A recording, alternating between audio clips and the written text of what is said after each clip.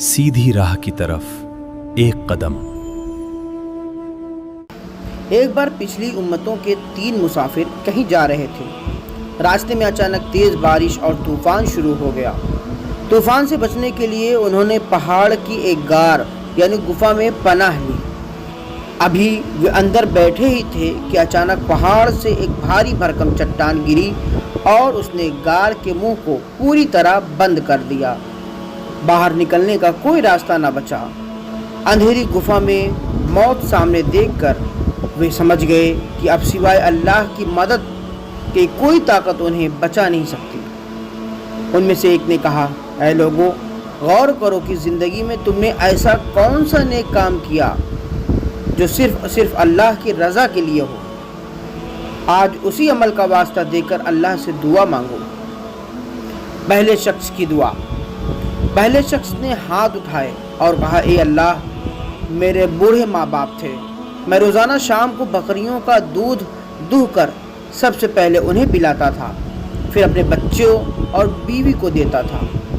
एक दिन मुझे लौटते हुए देर हो गई और वालिदैन सो चुके थे। बच्चे भूख से मेरे पैरों पर बिलख रहे थे, लेकिन मैंने अपने सोए हुए माँ बाप को जगाना मुनासिब न समझा और ना ही उनसे पहले बच्चों को दूध दिया। मैं रात भर दूध का प्याला हाथ में लिए उनके सामने उनके जागने का इंतज़ार करता रहा, यहाँ तक कि सुबह हो गई। ऐ अल्लाह, अगर मैंने ये काम सिर्फ तेरी रज़ा के लिए किया था तो हमारे लिए इस चट्टान को थोड़ा हटा दे। दुआ पूरी होते ही चट्टान थोड़ी सी सरक गई, लेकिन बाहर निकलने की जगह अब भी न थी। दूसरे शख्स की दुआ। दूसरे ने दुआ की, ए परवरदिगार, मुझे अपनी चचेरी बहन से बेइंतहा मोहब्बत थी। एक बार जब इलाके में सख्त कहत यानी सूखा पड़ा तो वो मजबूर होकर माली मदद के लिए मेरे पास आई। मैंने मदद के बदले उससे गलत काम की शर्त रखी।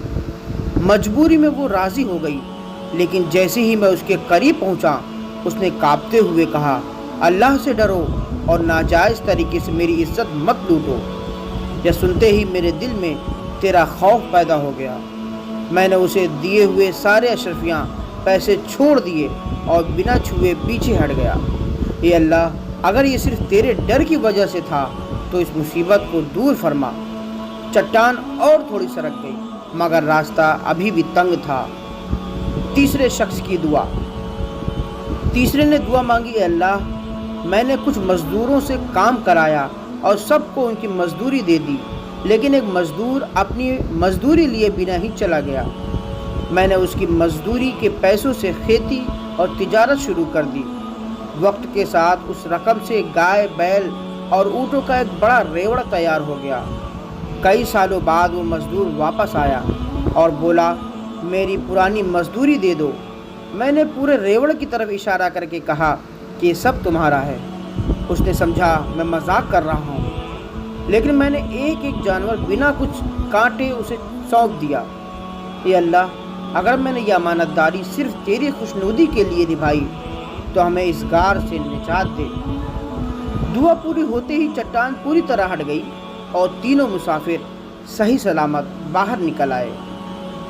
ये वाक़या हमें सिखाता है कि जब इंसान दुनिया की नज़रों से छिपकर सिर्फ अल्लाह की खालिस रज़ा के लिए माँ बाप की खिदमत करता है, गुनाह का मौका होने पर भी खुदा के खौफ से रुक जाता है और पूरी ईमानदारी से किसी का हक़ लौटाता है, तो बड़ी से बड़ी बंद राहें भी खुल जाती हैं।